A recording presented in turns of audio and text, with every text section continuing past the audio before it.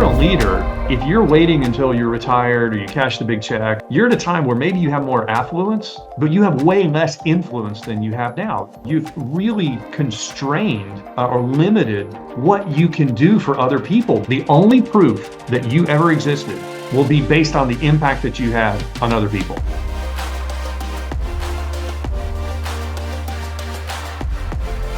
Hello, everyone. Welcome to Leading with Relevance. This is our 7th episode. I like to say that I love to find people that are busting through the status quo and impacting companies and communities. Our goal is to interview people and highlight their personal and professional journey, but also get to know their why. I'm Tino, Chief Strategy Officer for Relevance. I'm loving the opportunity to talk to and learn from leaders. So the podcast will run about 20 minutes, and you also can find more, the whole series and the whole episode, which will run about 60 minutes. We like to say it's like 60 minutes, the show does, and we call it Relevance Overtime. So today I have the great opportunity to interview Shane Jackson. A little bit about him. He's the president of Jackson Healthcare, one of the nation's largest healthcare staffing companies. He's appeared on Fortune's list of the 100 best companies to work for. He's really an advocate and a force for improving patient care, the whole company, Jackson Healthcare. He's the author of Fostering Culture, and now he has a new book out called This Is the Thing. He's a recognized speaker. Talks about purpose, leadership, workplace culture. He's an advocate, as I am, for conscious leadership, purpose-driven leadership. And he's also built, I think, very interesting, I've been over there, a nonprofit facility on the campus. So Shane, welcome to Leading with Relevance. Thank you, Tino. It's great to be here. Thanks for having me. So I always like to start out with a question around, what shapes people? And I ask you to go back a bit to your childhood, your early years. Maybe 2 or 3 people that influenced you most. So I had I think a pretty good childhood. One of the things that I'm grateful for in my childhood was that I started out when I was young, just very much the athlete. I mean, I was playing every sport I could play, and was not a bad athlete. And then midway through high school, decided to pivot, and I stopped playing sports almost entirely, and got really into theater and music. And so it kind of, I think for me, a little bit set up a life of being interested both in sports and the arts. And so throughout my life, I have continued to participate in lots of sports. I competed at triathlon for about a decade as an adult, but I've also stayed involved in the arts. Yeah. Aside from, my parents, but I really do look back at some coaches, and then also some of my kind of art and music directors that just had a big impact on me in multiple ways. One of the things that I think all of that did for me was give me confidence in kind of any situation. I was, comfortable stepping out onto the football field as I was stepping onto the stage, and having these just people who were so invested in my success and the success of kids and students, really kind of pour into me. And I think it just gave me a lot of skills that I used throughout my life. It must have been interesting, but I'm sure your coaches were a little disappointed when you were saying, "Yeah, I'm going to be acting now." Yeah. Absolutely. No, I distinctly remember phone calls from a couple of coaches going, "Wait a minute, what are you doing? What are you doing? What's happening?" Yeah. Right. I'm going to be the star in the show. Are you still doing that, by the way? Are you trying to do any acting as amongst all the other things you're doing? I actually still am. So I for years, I did theater and music through college. For years afterwards, I did a lot of kind of community theater and stuff with my wife. I led the music at our church for years. Haven't done that in a while, but because of the resurgence of the film industry here, every once in a while I get opportunities to do things. So I can't tell you anything about it, but I've got a small role that in a feature length film that I'll actually be on set in like 3 weeks, and Oh, that's exciting. getting to do that. So this will be like my fourth film that I've got to be a part of. So Yeah. congratulations on that. We'll be on the lookout. So be looking for Shane Jackson on the big screen. When you were in your early 20s, but you talk about your dad and sitting in on meetings with him and sitting in silence, but Mhm. also learning a lot that way. And you talk about the lessons that you actually wrote an article about this, lessons that are caught and not taught. So talk a little bit about that. Sure. So, just to give a little bit of context, so my father founded our company, but the company wasn't founded until after I was like after I finished grad school, and he had the vision for what has become Jackson Healthcare, although it has exceeded both of our vision by an order of magnitude. But I was in my mid-20s at this time. We were starting. He would tell me, he'd say, "Hey, I want you to come into this meeting, but you're not going to be able to add any value to this meeting. So I want you to come in and just listen because I want you to see how I handle this." And that happened numerous times, but it is absolutely one of the best things that happened to me in my life, to be able to just see how he handled things in the interaction and just learn like crazy.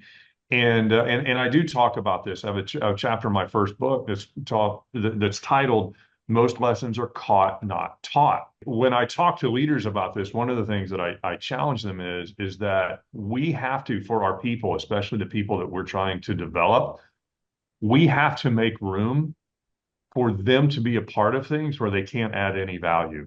Over the long term, the lessons that are taught in that moment are just so significant. Yeah, you feel like you've been able to successfully implement that at Jackson, over the years to actually make that clear that, hey, you're coming to a meeting, but really you're just here to listen and you're not on the agenda. And how do you handle that in the company? Yeah, there's been several times over the years, especially like with people that I'm really purposefully developing, where I have told them that story about me, and I've said, "This is now you."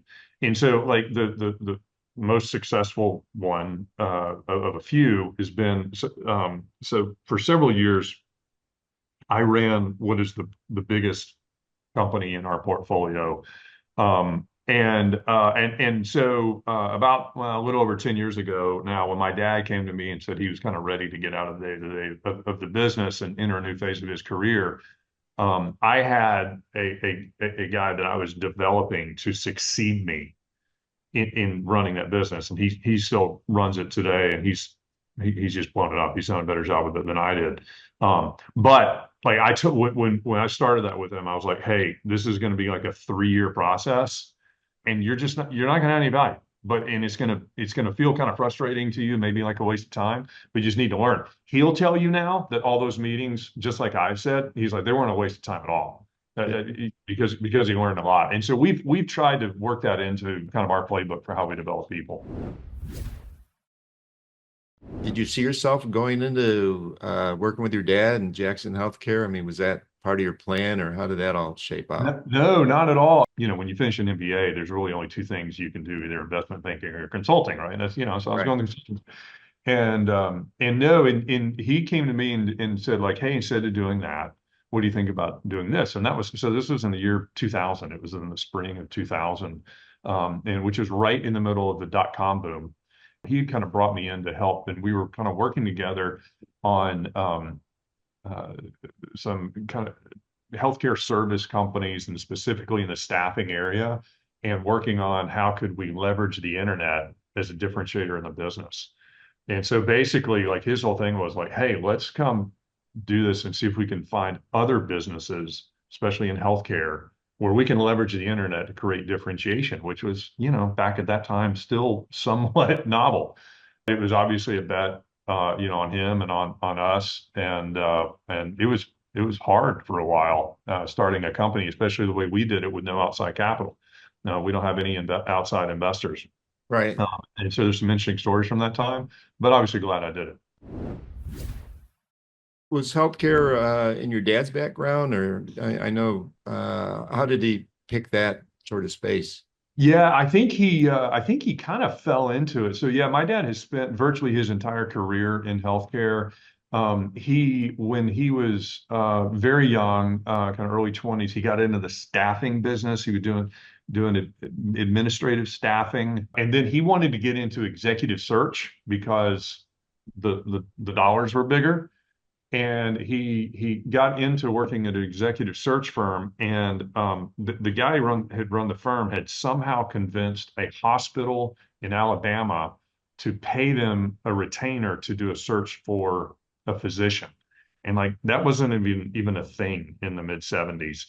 And so my dad came into the business and he gave it to my dad, and he filled it and then was able to sell a bunch more searches back to the same hospital. And he just kind of figured out that this was a blue ocean strategy. And so he ended up starting a business that did nothing but executive recruitment of physicians. So anyway, he was just such an entrepreneur, in and out of a lot of healthcare businesses throughout his career. And kind of reached a point in the kind of late 90s where things weren't going so great. And he was kind of starting over and decided to kind of start back and bet on himself and invited me to help him do it. And that's how Jackson Healthcare came to be. Maybe it'd be good to just take a minute and just tell the folks that don't know as much about Jackson Healthcare, your federated model and how many companies you have. Sure, yeah. So Jackson Healthcare is the parent company. We have now, I think, 20.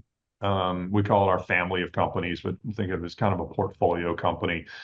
We really distribute decision making and authority and power as much as we can. And so, somewhat, kind of maybe like a venture capital or kind of private equity, although we're much more involved in operations than some of those models. But it really is kind of a distributed model where the companies have pretty high level of authority. There's some things where we have to enact controls.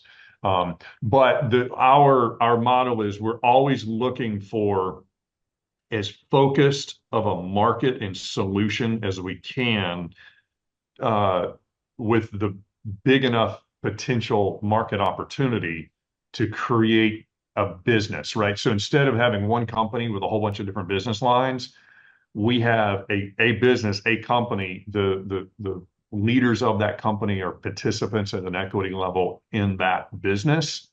And so we're always trying to focus them as much as we can so that they can become experts at solving that problem. Recently, Fortune recognized you and Jackson Healthcare is in the top 100 places to work in the nation. Talk a Mhm. little bit about that. Yeah, I mean, we over the years we've gotten a lot A of lot of these great recognition. place to work awards, and the Fortune was a big one. That's, I mean, one of the top 100 companies in the entire country, and so making that list, I think, is pretty significant. And one of the reasons that list, I think, has been more meaningful to me than some of them is because it recognizes something that I know, which is that like our business is like this thing is driven by our people, right? And I think this is a good example of one. It's like this is based on what all of our associates are saying, and that's what's recognizing. And again, I love that because our culture, our success, like all of it is this is so far beyond me or my dad. It's what the incredible work of all these people who have just come together around a common cause, a common set of values and beliefs, and they just built something incredible. When you have 20 different, pretty distinct companies, do you feel like you have one culture? And what are the key pieces to that culture that I could go to any one of the 20 companies and they sort of be able to articulate? So the analogy I use for this is family, right? And so like I have a brother and a sister. We were all raised, in the same home, kind of the same way, same kind of set of beliefs. And our family has a culture, like just like it's kind of how we do stuff, right? And what we do when we're together, and then it's kind of how that makes you feel as a part of that group. And like everybody, when we get together at Christmas or Thanksgiving or whatever, kind of have our traditions and just the way we do things. But if you show up at my house on a random Tuesday night and then go down to my brother's house, it's going to feel like a pretty different culture. We have subcultures, right? And so what Yep. we're really just incredibly hyper focused on is a set of core values and beliefs that every leader has to identify with, right? And has to really be engaged with. And those are the core things that drive the decisions that determine our culture. We are really hyper focused on making sure people know what they are, and especially our leaders know how that those apply to the decisions they have. But every person, kind of prioritizes those a little bit differently, Yep. interprets a little bit differently. They kind of bring their own spin to it, whatever, and that leads to kind of these subcultures. And am not only okay with that, I actually encourage it, right? Because there's richness in that, there's diversity in that. Now, you're co-founder of something called Go Beyond Profit. I Mhm. know you're really active with conscious capitalism. Yeah. Um, is capitalism a good thing? I know there's a big conference just recently. Hmm. You've also spoken there at Conscious Capitalism, but Yeah. explain to people what it is and how your company goes about on a day-to-day basis, kind of living that belief. Absolutely, capitalism is a good thing. I would argue that capitalism is one of the biggest forces for good in the history of civilization. And if you look at anywhere that capitalist principles have been applied, what you see is a huge reduction in poverty, an increase in the standard of living. I mean, it's just it brings it, and I think a lot of the reason is because capitalism is the only moral economic model there is, because the way that transactions work in capitalism is that they're purely voluntary. So I think one of the things that I like about what we're trying to do with Go Beyond Profit, and I think if you go back to conscious capitalism, especially kind of the original intent of that organization that John Mackey and others are trying to do, is they're saying like, hey, we're starting with recognizing that capitalism, what it does in the world is good, but it also creates this platform for so much more good that can be done. And the thing I like to encourage leaders on this is that, two things. First of all, you show me a business that is not creating win-win scenarios for all their stakeholders, and I'll show you a business that's not going to be successful for long, right? I tell these people all the time, like our team all the time, like I want our vendors to want to do business with us because I want their best service, their most creative solutions, like all that sort of thing. I want our community to like us because, I want, people to want to come work for us and like all that sort of thing. And if somebody asks me like, what did you accomplish in your career? I want to be able to point to things more than just a profit. That's why I think, I like to encourage people to think about the businesses as this platform that enables them to do things that are not only going to be, I think, good long-term for the business, but things that they're going to be proud of. You see any difference with the Z's and the millennials as an example in terms of their wanting to work for a company that does more than make a bottom line? Or is it for every generation the same, do you think? What are you seeing? I think that um, younger generations that have come up in a society that is largely um, wealthier than what older societies have had. I think that has brought them into the marketplace with a view of like, I want to be focused on, kind of more lasting things and impact on people and that sort of thing. And I think you've got people younger and younger who are interested in the impact of their life, right? And they're thinking about like, how do I have a richer life? How do I impact others in ways that are good for others and not just for me? And I think that attitude about themselves is showing up in the way that they view their employer. And so, I think it is on us as leaders, if you want to attract really good talent, and I think especially kind of younger talent, you've got to be able to help them draw a clear line between the way they can have an impact in their life, live out the things they want to live out in their life, and their ability to do it as a part of your organization. And I've been in your facility that you built just for nonprofit organizations with some specifics related to foster care. Talk about how, when you were doing the development, how you came up with that idea, or your team came up with that idea, and what it means to you and what it means to employees to have that. We had this space that we've been in for a while, and we were moving our people out, and so we were like, what are we going to do with this space? So what we ended up doing was creating well, first of all, a chunk of it we took and made daycare for our associates' children. But the rest of it we made into kind of a co-working, I guess, space for nonprofit organizations. And so it's Class A space. It's a great space.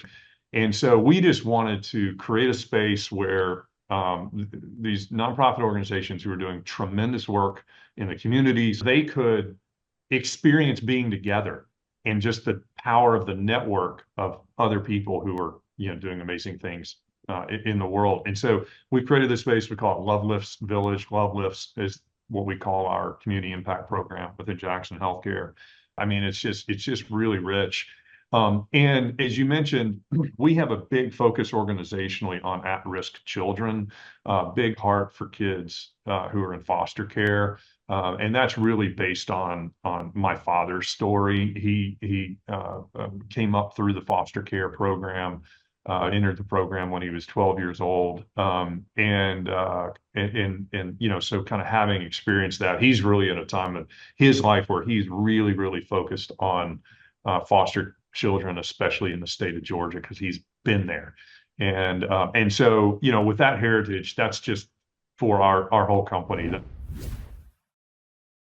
You've doubled down a lot even during COVID, and you focus a lot on leadership development internally, not just with that one company that I mentioned, but with your internal employee, your teams. Talk about the importance of that and the payoff on building that leadership development program and strategy. Yeah, we really are focused on it. And so the last couple of years in our industry has been pretty challenging with healthcare, and especially the workforce side of healthcare where we're involved, really spiked up during COVID, and then there's been a big market correction over the last couple of years from that. And so, we really kind of saw this coming.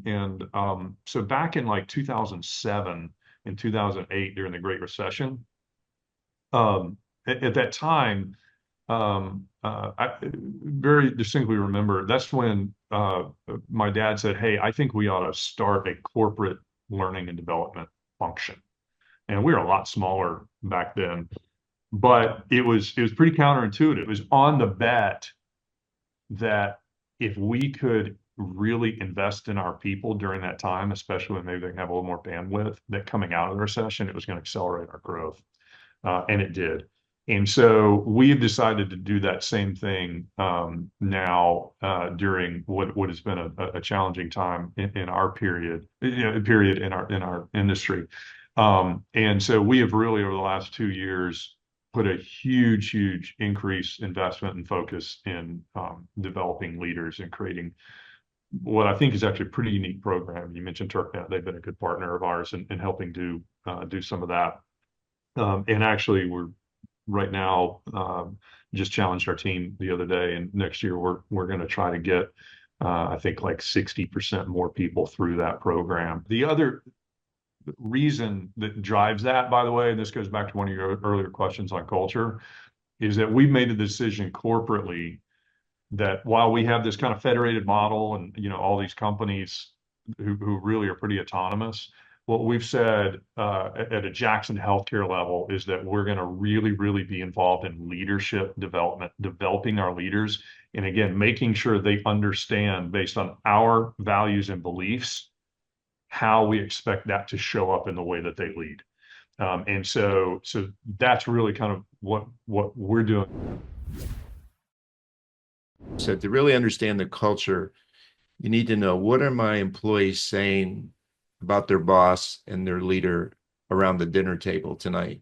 I love that. Talk a little about, how you thought about that. And Yeah, well, I think the context of that is um, really trying to kind of frame for leaders the impact that you have and the influence you have on the people that you lead. And I mean, if you think about this, um, if you've got a boss, right? I mean, they have impact and influence on you unlike anyone else in your life, and maybe even greater than anyone else in your life. I mean, as leaders, the people that work for us, that report to us, we influence not only their ability to uh, you know make money and earn a living and provide for their family. We influence how they can develop, how they can gain new skills and set themselves up for the future. But more than that, I mean, we influence their mood, their self-esteem, their confidence based on the things that we reward and that we punish, and in all of that. I mean, we have tremendous impact on these people who have chosen to follow us. I describe the culture of the company as the way my boss treats me, because it doesn't matter what we say in here. If my boss treats me horribly, my corporate culture is terrible.